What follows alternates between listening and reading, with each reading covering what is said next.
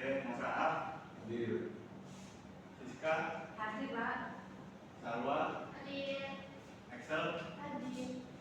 Nadia. Tidak ada. Thomas. Selvi. Hadir. Loren. Hadir. Elsa. Hadir, Pak. Yusra. Hadir, Pak. Ajeng. Tidak ada. Nggak masuk dua berarti ya. Iya. Oke, untuk hari ini kita akan mempelajari mengenai revolusi kemerdekaan Indonesia. Ini mungkin dari revolusi kemerdekaan Indonesia sendiri, kalian ada yang pernah mendengar ataupun sedikit mengetahui mengenai hal ini? Ya, Mas Hasan.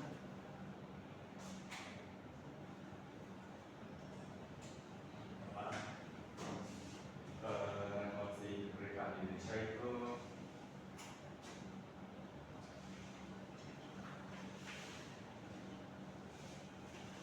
tentang perjuangan kemerdekaan Indonesia dari Indonesia sebelum merdeka sampai Indonesia sudah merdeka. Hampir benar. Mungkin ada yang mau membenahi ataupun membantu. Aku. Ya, silakan jawab. Saya puncak perjuangan bangsa yang mempunyai nilai kesejahteraan terpenting gitu. Nah, revolusi kemerdekaan Indonesia itu sendiri merupakan periode di mana perjuangan bangsa Indonesia ini untuk mempertahankan kemerdekaannya setelah proklamasi pada 17 Agustus 45 hingga pengakuan kedaulatan oleh Belanda pada 27 Desember 1949. Nah, saat kita melakukan proklamasi setelah Sabang Merah itu Belanda tidak langsung serta-merta mengakui bahwa Indonesia ini merdeka. Belanda itu masih menginginkan kembali seperti wilayah jajahan mereka, terutama Indonesia, sehingga mereka ini kemudian kembali ke sini untuk merebut wilayah jajahan dulu.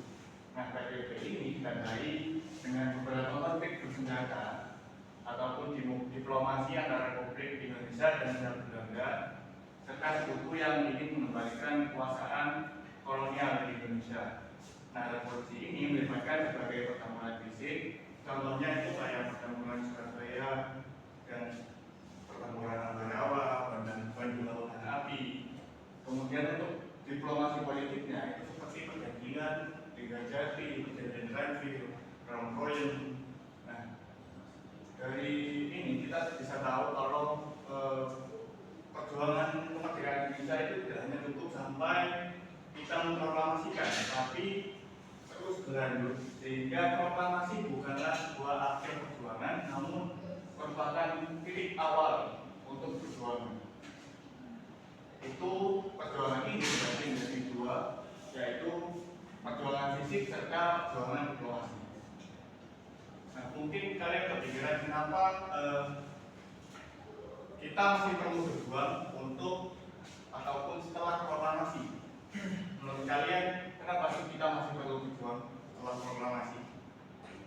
Padahal untuk proklamasi sendiri kita itu sudah sangat berusaha payah. Namun kenapa ketika saat kita sudah proklamasi kemerdekaan, kita masih harus berjuang lagi? Mungkin ada yang menjawab? Oh, saya Pak.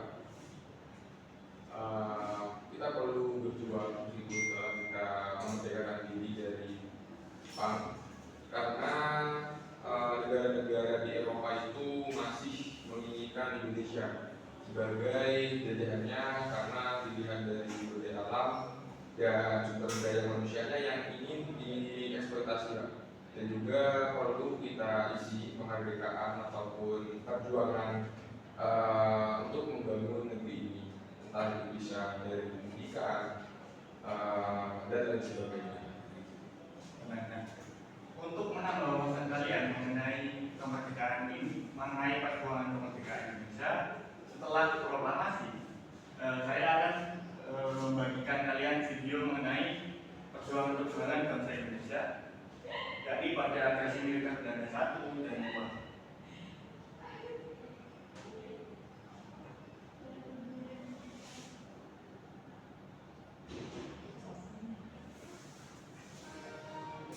Selain pertempuran Belanda yang sudah kami bahas di video ini, salah satu peristiwa penting lainnya yang terjadi di bulan Ramadan adalah agresi militer Belanda yang pertama.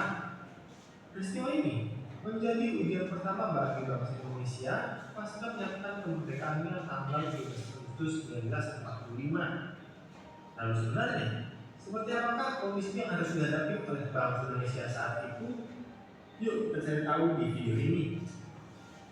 Setelah Perang Dunia II, negara sekutu seperti Inggris dan Prancis tentu ingin segera mengembalikan kondisi negaranya, termasuk mengamankan kembali tanah jajah mereka. Sama halnya Inggris dan Prancis, Belanda yang juga memiliki koloni ingin kembali ke Indonesia, mengamankan permatanya yang paling berharga di Asia Tenggara. Sayang, kondisi ini tidak semudah yang dibayangkan ketika mereka ditunjukkan bahwa mantan koloni ini sudah menjadi negara merdeka dan siap mempertahankan status kemerdekaannya. Belanda tentunya tidak ingin kehilangan Indonesia yang telah menjadi sumber penghasilan mereka selama bertahun-tahun. Untuk itu, Belanda mengerahkan sebuah operasi militer yang bernama Operation Product atau dikenal sebagai agresi militer Belanda pertama. Mulanya, kedatangan Belanda merupakan bagian dari pasukan sekutu AFNE yang datang untuk menutupi sisa-sisa kekuatan pasukan Jepang yang masih tersebar di Asia Tenggara. Namun Belanda melalui nikah ternyata membawa kepentingan lain, yaitu berusaha mengumpulkan dukungan yang masih tersisa, bahkan menjanjikan dibentuknya negara yang lebih stabil di bawah naungan kerajaan Belanda. Indonesia yang baru saja merdeka dan masih dipenuhi oleh semangat nasionalisme tinggi tentu menolak keberadaan sekutu dan nikah Belanda. Rakyat sudah tidak mau hidup di bawah bayang-bayang kolonialisme. Hal ini berujung dengan meletusnya berbagai pertempuran di seluruh wilayah Nusantara. Beberapa yang terkenal adalah pertempuran Surabaya, pertempuran Semarang, Bandung Lautan Api, Medan Area, hingga Ambarawa. Untuk mencegah pertikaian yang semakin meluas dan timbulnya korban yang semakin banyak, Inggris yang awalnya hanya ingin menutupi kekuatan Jepang melalui Lord Killow mengusulkan adanya perundingan antara Belanda dan Indonesia. Perundingan pun dilakukan di Linggarjati pada bulan November 1946 yang diwakili oleh Pamuk dari pihak Belanda dan Sultan Syahrir dari pihak Indonesia. Namun seperti yang sudah diduga, keputusan pun dibuat merugikan Indonesia karena Belanda hanya mengakui Pulau Jawa, Sumatera, dan Madura sebagai wilayah republik, dan Indonesia harus bergabung dalam persemakmuran Belanda. Hal ini tentu membuat kecewa beberapa pihak, terlebih para golongan muda. Namun diketahui, keputusan ini diambil sebagai kompromi untuk menghindari perlawanan yang menguras banyak sumber daya. Walau begitu, penerapannya di lapangan tidak berjalan dengan mulus. Rakyat Indonesia yang mungkin tidak mudah mendapat informasi atau tetap tidak terima keberadaan Belanda terus melakukan perlawanan yang bertubi-tubi.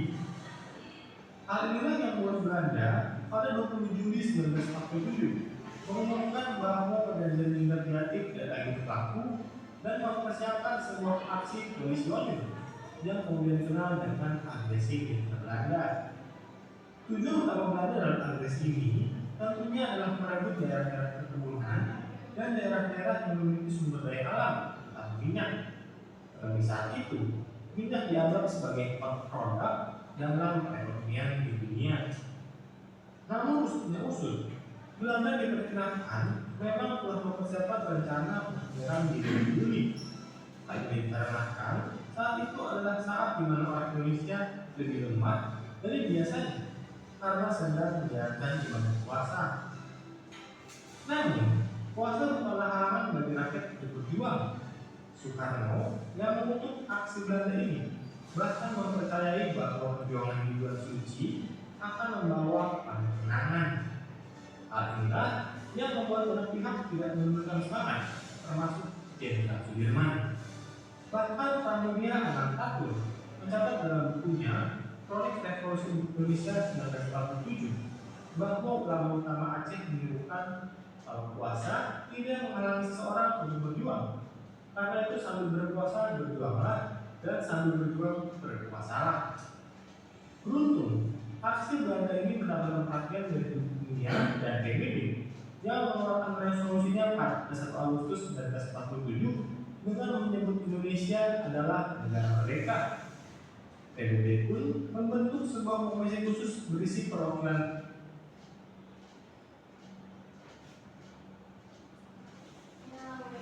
dari 3 negara seperti Belgia, Australia, dan Amerika Serikat untuk nantinya berunding dalam perjanjian baru. Gencatan senjata memang akhirnya tercipta, namun hanya pada waktu sementara.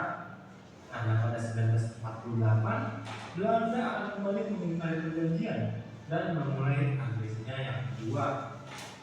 Nah, demikianlah sisi lain perjuangan bangsa dalam agresi militer Belanda pertama yang ternyata harus dijalankan dalam kondisi berkuasa.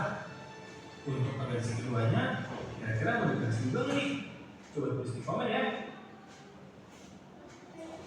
Hai, terima kasih sudah menonton dan belajar sejarah bersama Isnya.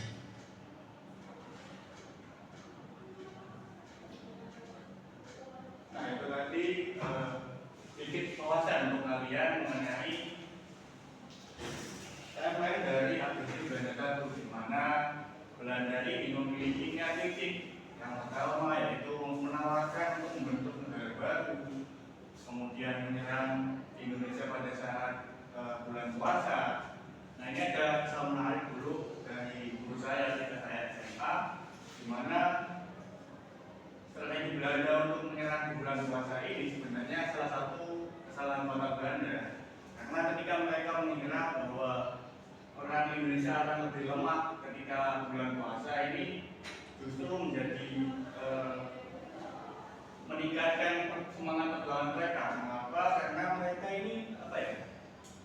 Karena Indonesia ini kan kita tahu kebanyakan orangnya adalah orang dengan agama Muslim rata-ratanya. Nah, ketika bulan puasa, mereka ini mempercayai bahwa perjuangan untuk mempertahankan tanah airnya, terlebih ketika bulan puasa, ini mereka mempercayai bahwa ketika mereka duduk dalam pertempuran itu, mereka akan masuk ke surga. Nah, maka dari itu, semangat perjuangan mereka ini seakan naik, karena mereka berjuang tanpa takut akan apapun. Mereka menang, mereka merdeka, mereka mati, mereka ke surga. Kira-kira seperti itu yang perlu disampaikan oleh saya. Nah, dari video ini apakah kalian tertarik mau melihat yang versi Belanda 2? Kali ini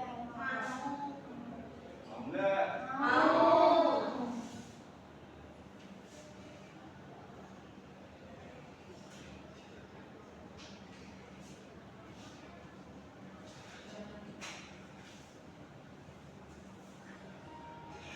Pasca memproklamasikan kemerdekaannya pada 17 Agustus 1945, bangsa Indonesia membuat pergerakan baru sebagai bangsa yang mandiri dan independen.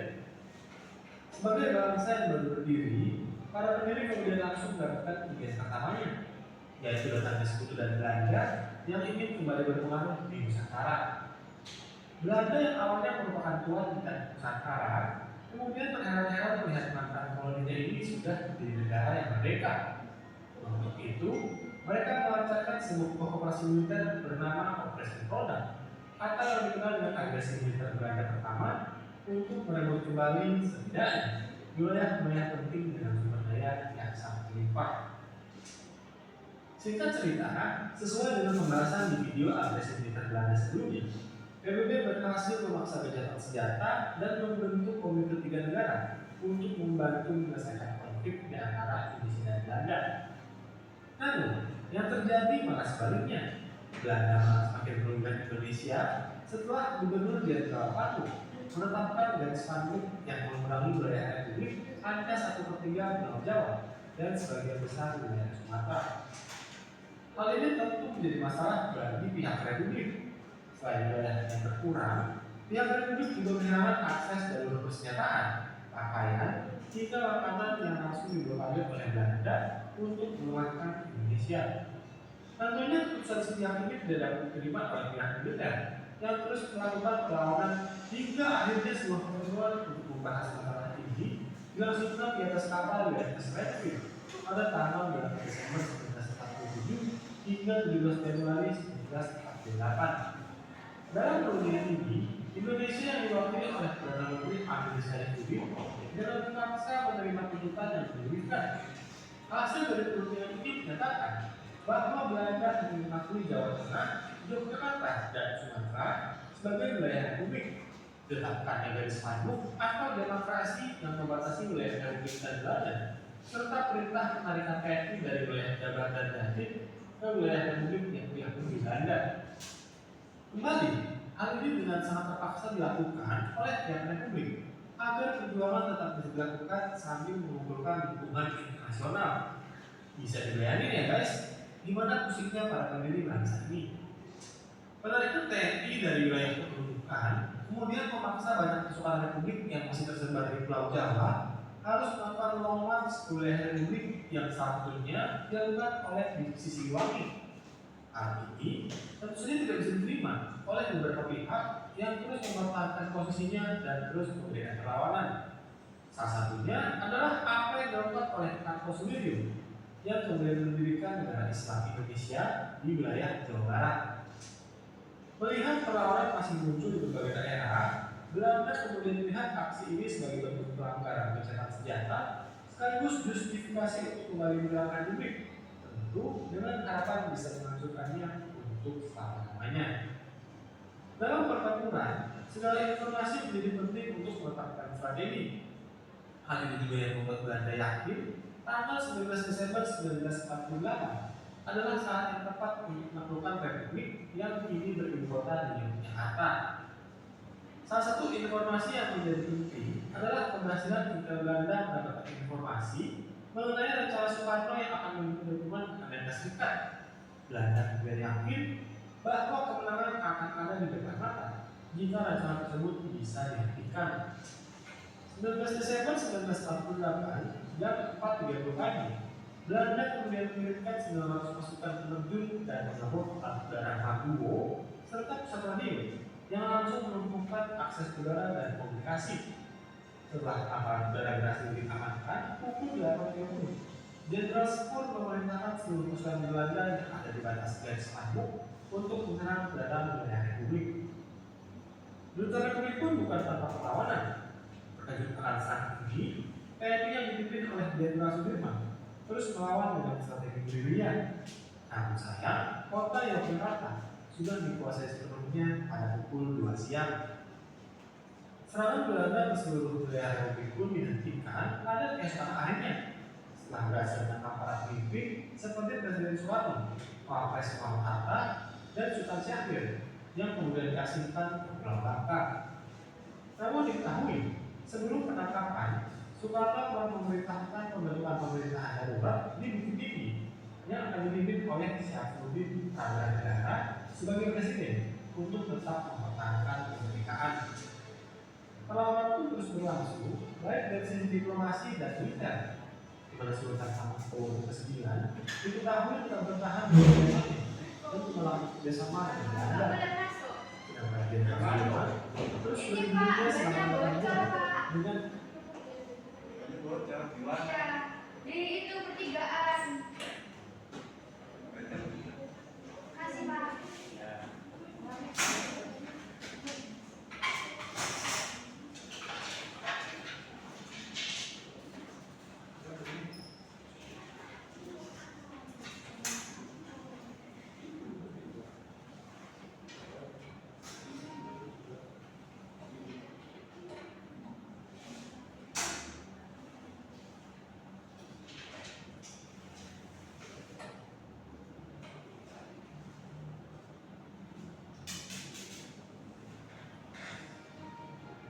pas Bagaimana ya? informasi mengenai rencana Soekarno yang jam 4.30 pagi. Belanda kemudian mengirimkan 900 pasukan penerjun dan mengebom udara Maguwo serta pesawat radio yang langsung melumpuhkan Jenderal Sudirman terus melawan dengan strategi gerilya. Namun sayang, kota Yogyakarta sudah dikuasai sepenuhnya pada pukul 2 siang. Serangan Belanda ke seluruh wilayah republik pun dihentikan pada keesokan harinya setelah berhasil menangkap para pemimpin seperti Presiden Soekarno, Wapres Muhammad Hatta, dan Sultan Syahrir yang kemudian diasingkan ke Pulau Bangka. Namun diketahui, sebelum penangkapan, Soekarno telah memerintahkan pembentukan pemerintahan darurat di Bukit Tinggi yang akan dipimpin oleh Syafruddin Prabowo Negara sebagai presiden untuk tetap mempertahankan kemerdekaan.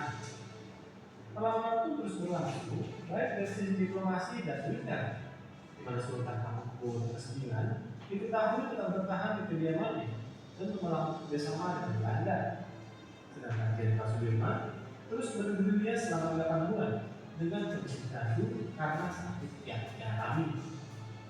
Ini Yogyakarta memang telah jatuh ke tangan Belanda.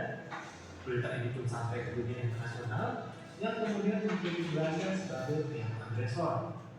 Amerika Serikat bahkan mengecam Belanda untuk menghentikan aksinya dengan ancaman penghentian dagang Marshall Plan yang diperuntukkan untuk membangun kembali stabilitas negara mereka pasca Perang Dunia II.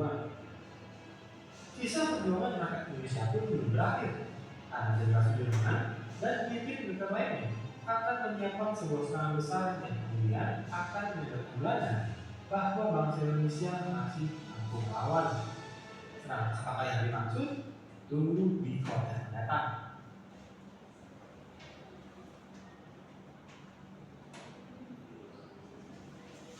Baik, dari video mengenai agresi Belanda II ini kita bisa tahu bahwa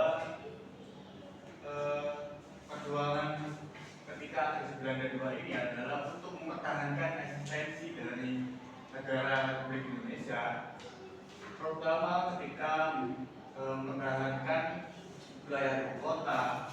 Juga jadi sedikit-sedikit kita melakukan penyergapan, tanam gajah, masukan gerilya seperti yang dilakukan oleh Panglima Sudirman. Kemudian di sana juga ada beberapa tokoh-tokoh penting yang memiliki peran vital. Karena salah satu contohnya adalah Soekarno, Syafruddin, Sultan Syahrir, di mana mereka ini berjuang secara diplomatik untuk mempertahankan eksistensi dari Republik Indonesia. Nah, pada bidang perjuangan fisiknya ini dilakukan oleh Panglima Sudirman, terus yang melakukan gerilya selama 8 bulan bahkan ketika ia sakit dan ditandu. Nah, maka dari itu setelah melihat 2 video tadi, saya ingin membagi kalian dalam 2 kelompok berisi 5 orang. Kalian mau dipilihin atau sendiri? Silakan pilih sendiri. Ini duduknya sama kelompok ya.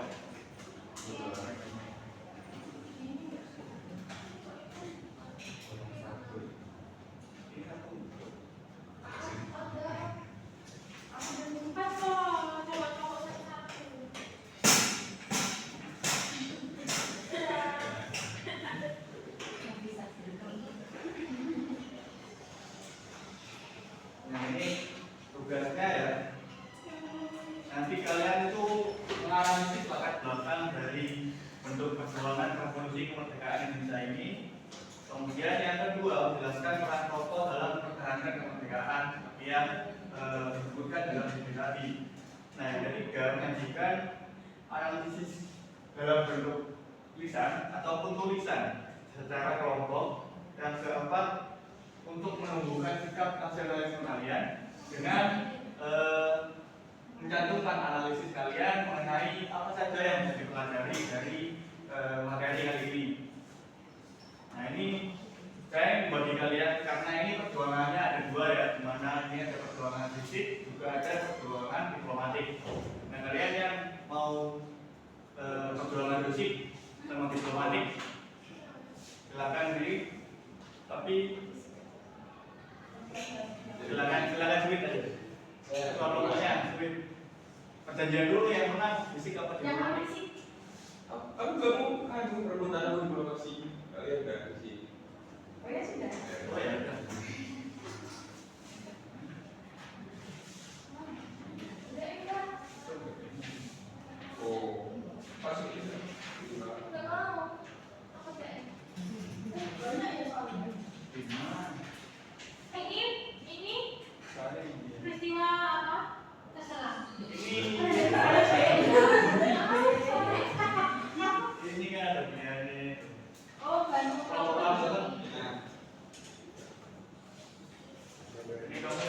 poinnya yang perjanjian dengan kamu diplomatisasi. Oh yang jadi siapa ya? Wikipedia aja dah. Biasa. Bisa sendiri ya.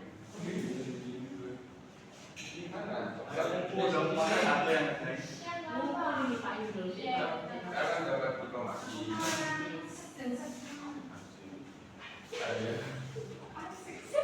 Ada perjanjian terjadi, ada rekrut, ada kemudian kita mau menyiapkan.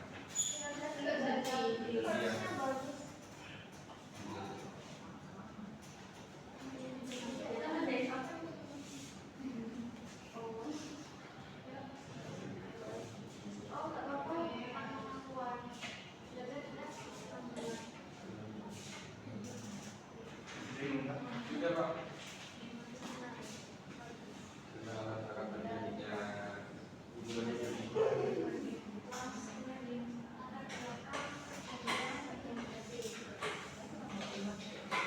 saya seperti hukum baru.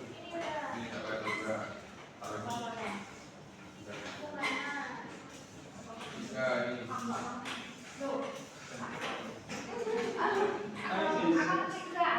Ya, ayo. Ya, tiga. Aku tak ambil.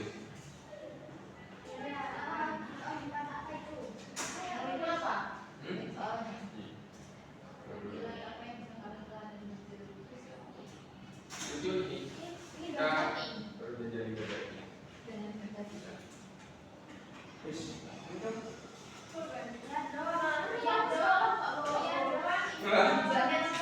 Aku juga nggak bawa sih.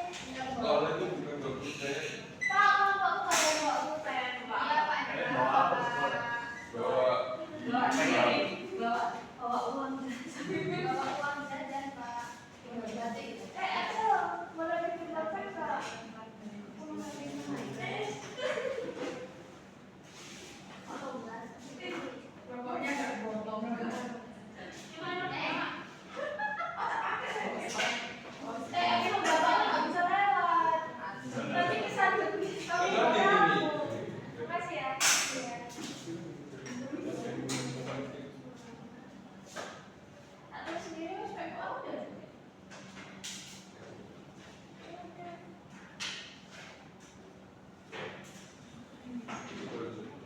Ya, apa anjir? Orang pengen linggir gini. Ini nanti kalian hasilnya dipresentasiin. Yo, saya ingin Pak.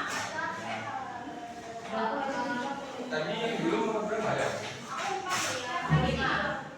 Itu 5.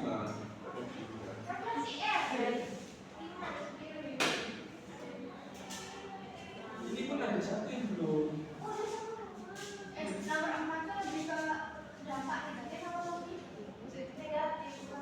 Dapat keduanya kalau pernah ada sedikit ya.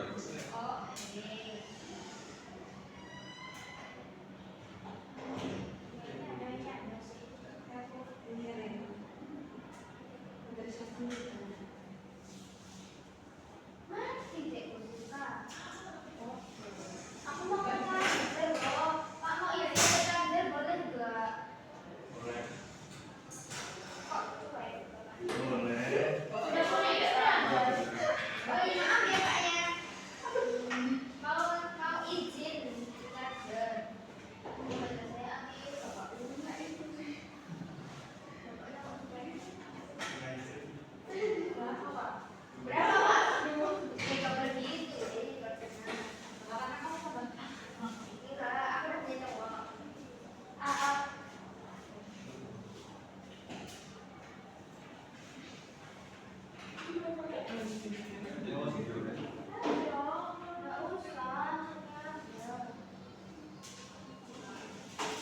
Sudah.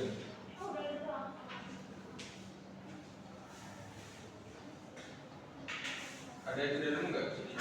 Aku udah. Aku ya udah.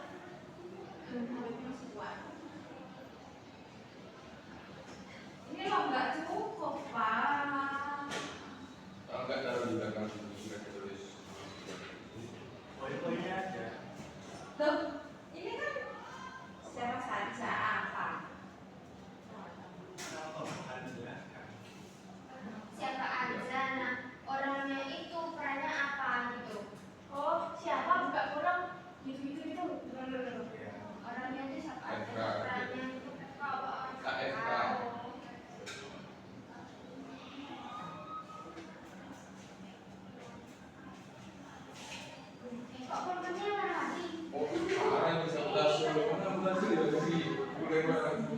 Apa sih? Apa-apa. Itu biru. Baru.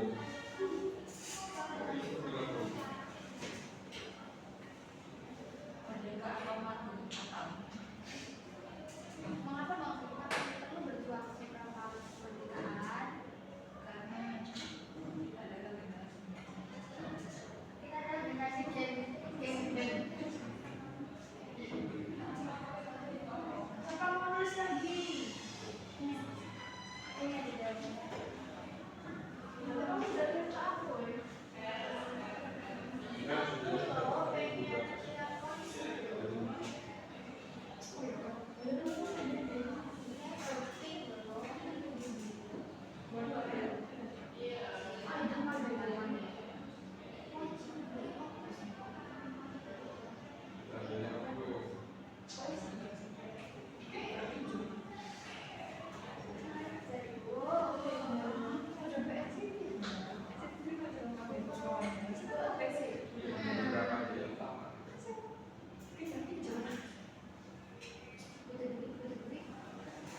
Atau mau ngerjain gua ya? Satunya sama Reza.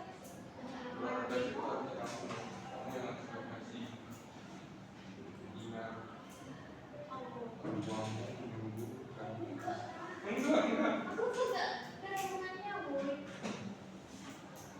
Kak Seth.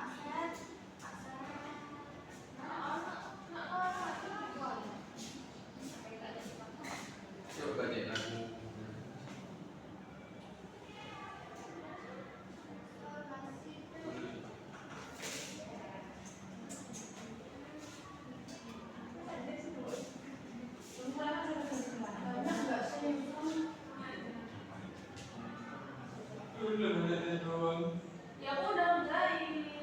Gom terus. Kamu udah jawab? Selesai kertasnya. Oh iya Pak, siap. Bapak. Iya, betul.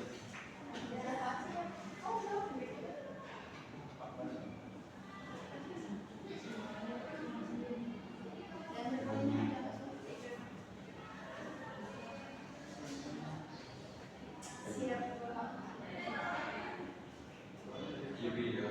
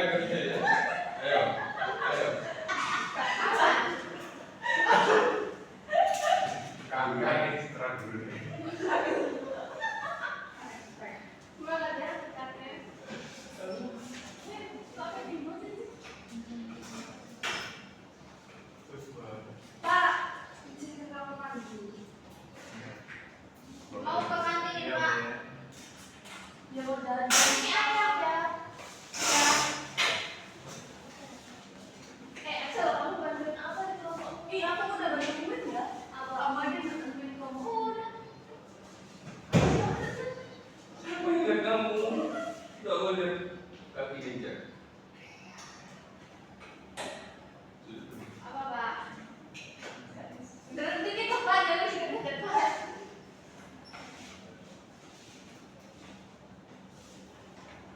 Sudah. Kenapa? Udah. Udah Pak, ini Pak, masih. Dari Rina. Ada yang belum nomor 3 tuh. Ya, udah kamu tiga sama Inci. Seperti itu. Ini. Hilang bunyi.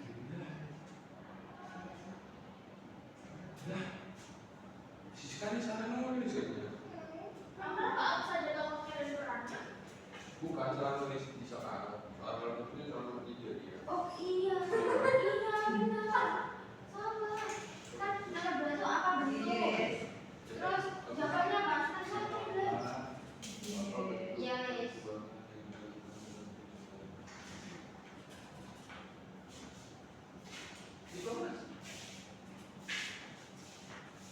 Ini apa ya? Ini apa ya?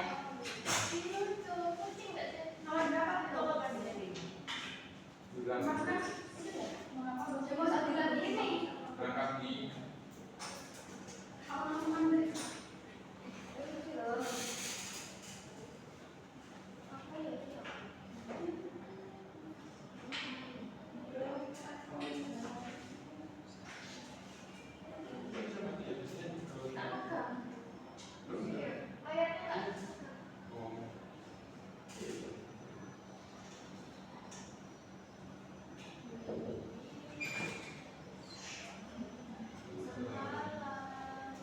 Jadi dong ya.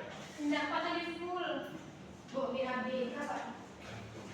Agak mundur. Kenapa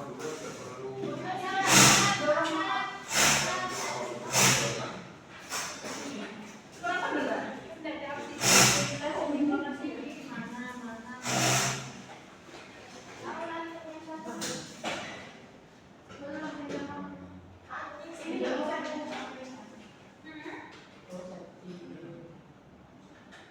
Yang kamu tadi udah dibuka.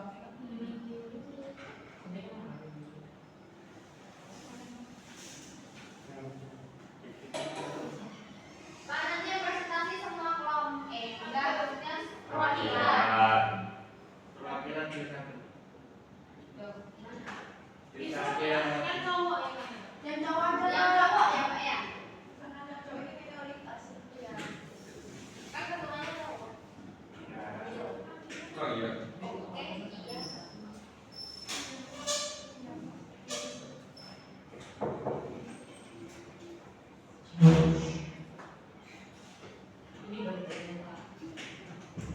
Saya ditanya enggak? Habis jajan ini kayak apa? Oh, tangannya basah. Enggak, namanya tahu jangan bekong ya.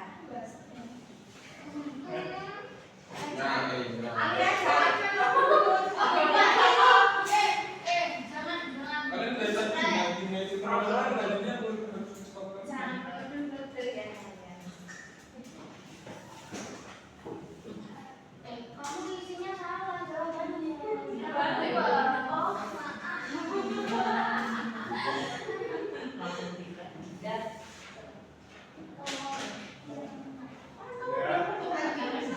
Sudah. Ada nomor 6 enggak kamu cek? tinggal 5 menit ya. Wih. Nggak ada. Ayo. Jangan. Iya.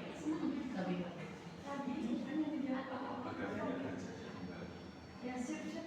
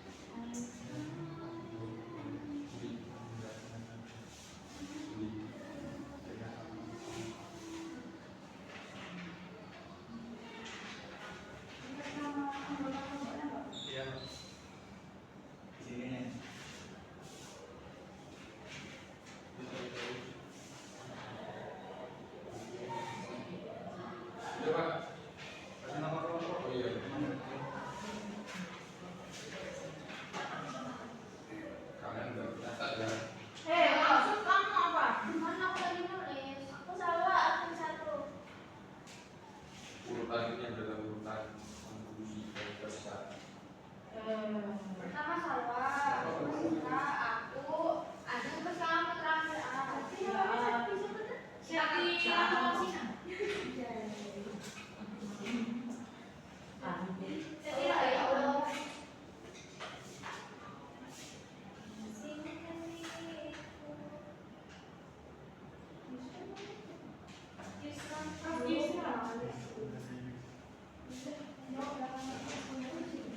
Sudah Pak.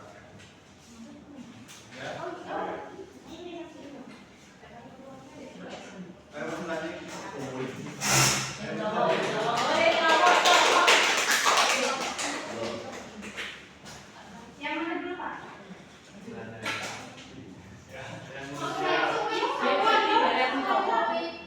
Saya aja Pak, ini cewek semua Pak. Profil cewek semua. Iya.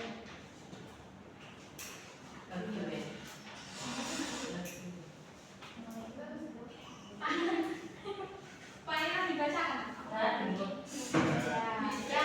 Gini, kelompok kami itu memilih topik studi kasusnya itu yang Bandung Lautan Api ya. Dan yang pertama itu jelaskan latar belakang terjadinya peristiwa Bandung Lautan Api. Nah, jadi singkatnya ini latar belakang Bandung Lautan Api adalah upaya pasukan sekutu atau Minca menguasai Bandung dengan ultimatum pengosongan dan penyerahan senjata. Nah, yang ditolak oleh rakyat dan tentara Indonesia sehingga memicu strategi pembumihamusan kota sebagai perlawanan. Nah, yang kedua, apa bentuk perjuangan yang dilakukan dalam peristiwa itu? Fisik atau diplomasi? Kita fisik ya? Iya.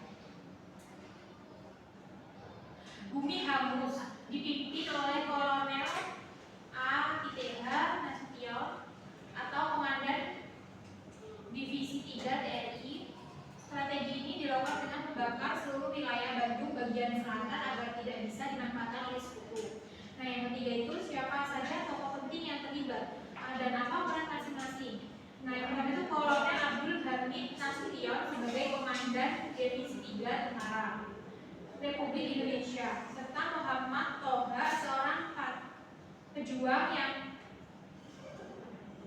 bertugas mengkhianati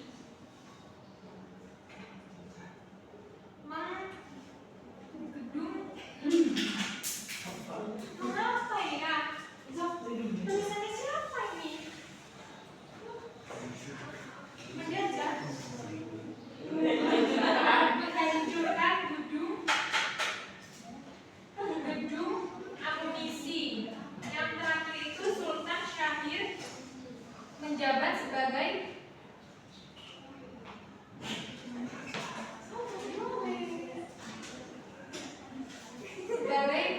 monitor RI Republik itu lah. Yang keempat, apa dampak dari peristiwa tersebut bagi perjuangan mempertahankan kemerdekaan? Nah, dampaknya itu memperkuat persatuan, membangkitkan semangat juang dan kesadaran nasional. Keberanian rakyat Bandung menginspirasi perjuangan di daerah lain dan menarik simpati dunia. Nah, yang kelima, nilai-nilai apa yang bisa kalian teladani dari peristiwa tersebut? Jelaskan. Yang pertama itu patriotisme, yaitu semangat cinta tanah air melalui pengorbanan jiwa dan raga. Ya. Yang kedua, persatuan dan kesatuan berbagai elemen masyarakat. Yang terakhir, semangat juang dan pantang menyerah. Nah, yang terakhir refleksi individu ya. Mengapa bangsa Indonesia ini perlu melanjutkan perjuangan usai proklamasi? Nah, jawabannya karena banyak negara lain yang tidak setuju dengan kemerdekaan Indonesia, seperti Belanda yang tidak mengakui kemerdekaan Indonesia pada tanggal 17 Agustus 1945.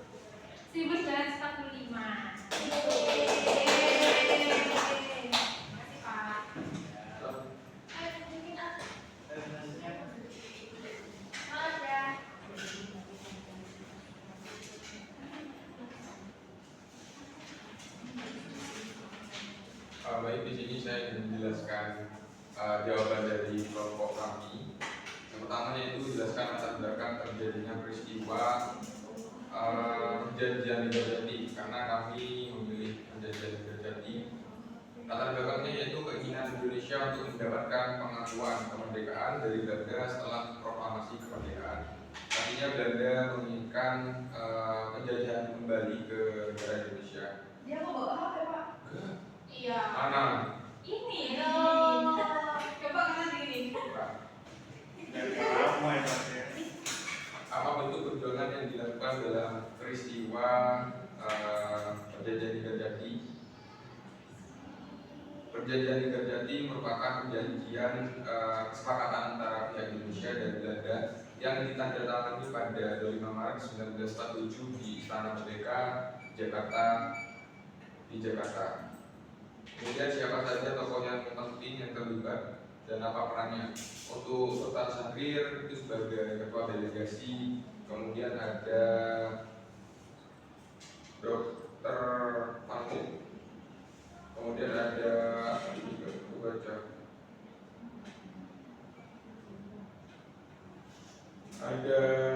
Gandhi sebagai penasihat pendamping, kemudian Max sebagai anggota delegasi, kemudian Lord Killen sebagai moderator dari pihak Inggris. Kemudian yang keempat, apa dampak dari peristiwa perjanjian Kerjati, yaitu untuk dampak positif pengakuan internasional, menghindari konflik, kerjasama internasional. Kemudian dampak negatifnya keterbatasan wilayah, kemudian perbedaan penafsiran dan pelanggaran perjanjian. Untuk yang kelima, nilai-nilai apa yang bisa diteladani, yaitu semangat kompromi dan negosiasi, pengakuan hak dan kedaulatan, kemudian kerjasama dan kolaborasi, dan juga semangat perdamaian. Untuk refleksi individu, mengapa bangsa Indonesia perlu dilanjutkan perjuangan usai proklamasi? Karena negara-negara Eropa itu masih mengincar Indonesia sebagai negara yang ingin dieksploitasi dari sumber daya alamnya, sehingga perlu kita sebagai bangsa Indonesia untuk terus berjuang sampai hari ini bahkan, dan agar negara Indonesia tidak terjajah lagi di era sekarang, penjajahan lewat digital atau kebudayaan. Mungkin itu saja, Pak.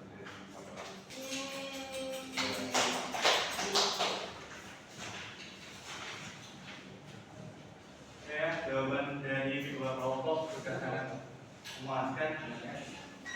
Jadi untuk kesimpulannya, dari dua perjuangan yang dilakukan oleh Republik Indonesia pada masa revolusi ini, kita sebagai pelajar, sebagai siswa patut menghargai peran dari beberapa tokoh penting, baik dalam perjuangan fisik maupun dalam perjuangan diplomasi. Maka dari itu, sebagai pelajar kita harus melakukan perjuangan untuk melanjutkan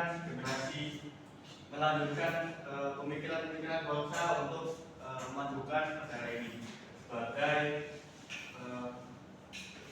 generasi yang akan menjunjung tinggi mengenai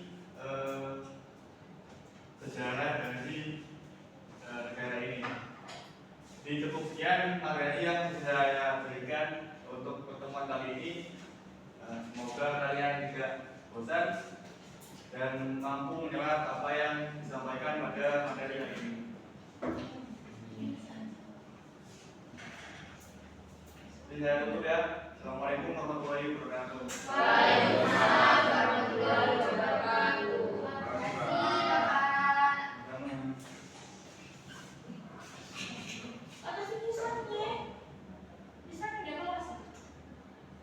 Ada Pak di sini dulu, waktu itu kalau tutup dikat.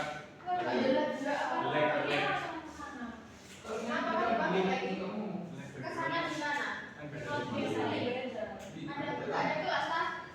Ini kalau dipakai enggak? Iya Pak,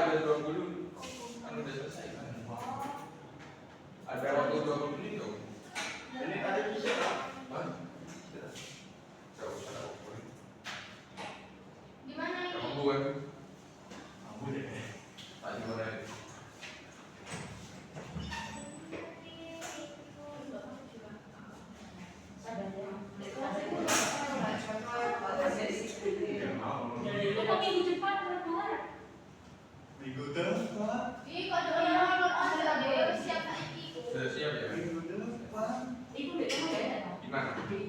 Lempar Itu saja. kosong tuh di sana tuh. Tapi jelek. Pakai apa? Mejanya pakai apa? Saya sih Pakai meja. Dia harus ngomong kok. Coba. Berarti Kelihatan dulu kok orang. nanti Dipakai kok orang kata Allah saya. nggak usah, kamu ngekos aja. Nggak usah. Aku kelihatan dulu.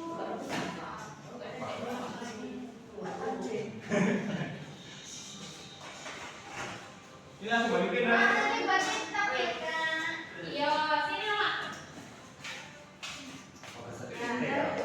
Sini lah. Teng teng. Ini baca buku tadi.